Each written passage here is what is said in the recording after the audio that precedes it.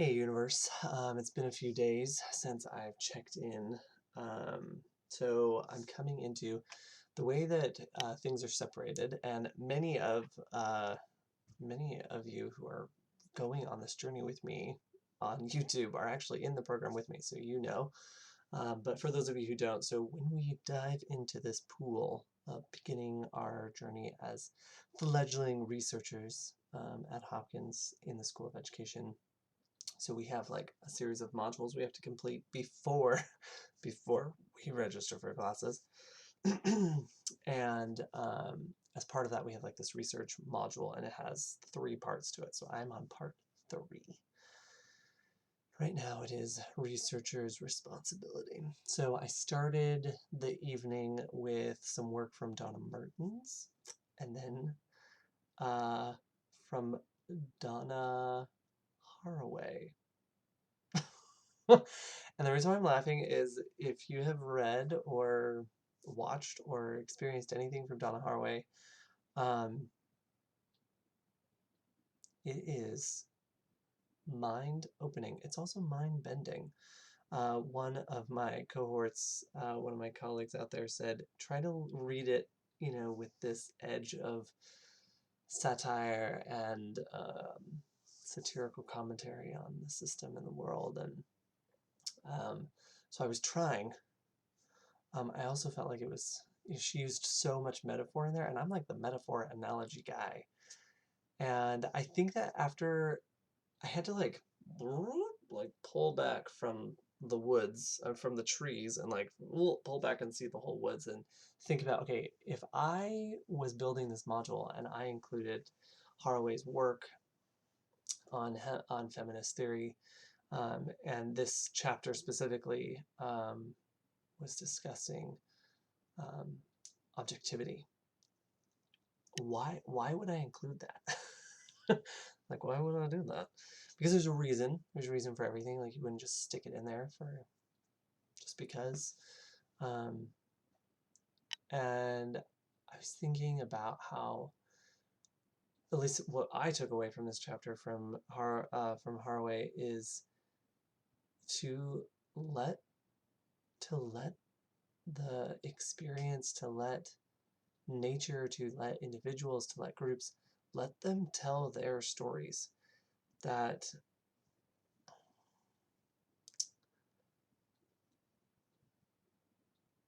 there's a really great, I think I might have already closed it. There's a really great quote in here that I want to share with you. That is, oh, it's right here, perfect. So objectivity is not about disengagement, but about mutual and usually unequal structuring, about taking risks in a world where we are permanently mortal, that is, not in final control. It's not about disengagement, it's about mutual and usually unequal structuring. Right? Objectivity is not saying like, oh, I can see this from a completely different lens, right? I don't think, if you're familiar at all with with her work on situated knowledge, yeah, she makes that pretty clear that you're not going to get into a truly objective state of mind. And it's kind of this in the they construct, right? Like how we talk about this, the white man researcher construct. Um, Donna Mertens, I loved how she said one time, she said she was mentoring like white men, and she says, also, I don't have anything against white men. She says, I have 2 sons. Donna Mertens happens to be white. She says, I have 2 sons who are white men. And anyways, I appreciated that framework, right? We're talking about this construct of how a system of white men who that we built up this system that was constructed around these ideals and these values and everything. Anyways, I diverge, or digress. That's the word, not diverge. I mean, technically I was doing that, but digress is the is the real term there. Anyways, it was a trip. I come away from both Mertens and Haraway's work really reflecting on my own thoughts from the last few weeks of letting the system tell its story. I have been enraged, I have been frustrated, I have been hurt. I have been, from a socioeconomic stance, from that lens where I come from, um, coming from a low socioeconomic status, it's just, right, it's like, man, let's not talk about how things are so awesome, right?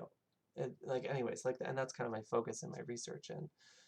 And so anyways, this was a good reminder of like, okay, that's your story, right? Like, but you're not going to pull back in the sense where you're going to become completely objective, but let the issues, let the issues tell their own story. Let people tell their own story, and gather the stories, gather the data, and then let that make sense. Let that make its own story.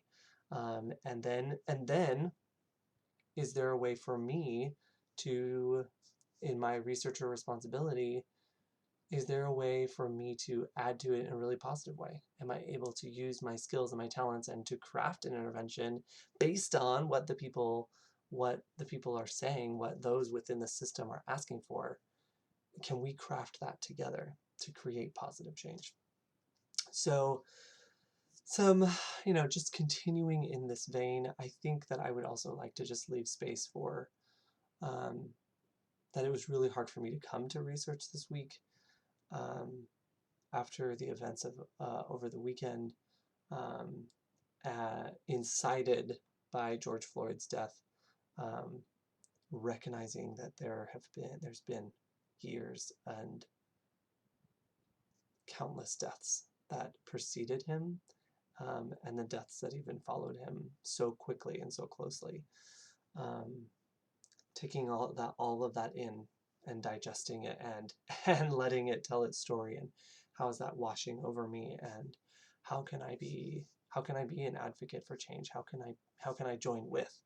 How do I recognize my privilege and my power? And as I've in some of the classes and seminars I've taken, right, like not using handing the mic off, right? Like here's the mic. How can I do that, right? And not making it about me, making it about the issues at hand. So that was a lot of emotions. Getting through all of that was hard to come to it this week, but today I felt like, oh, okay, like I felt like I could, and I felt positive, and there was a shift and a deep gratitude, balanced with a deep sadness. And so grateful to be here, grateful to share with you, universe, the process and my experience, grateful for you being here with me, and hope that, as Mertens said, that research should be a means to enact social justice and social action. And I hope that I get to do that for a really long time, actually. A student asked me the other day, because I've been doing final interviews with all of their different projects that I've assigned them. And this one student asked me, how has COVID affected you? And I said, it made me realize what I really, really want to be doing. And then Mertens helped me, Dr. Mertens helped me to really understand, like, yeah, I want to leverage research as a means to enact social justice and social change in the lives of all people. So that was pretty cool. Pardon my scratchy, kind of whispery voice. We had a cool, fun campfire tonight. Anyways, I hope you're all well. I hope that you're safe, and I look forward to being with you again in this space. Good night, universe.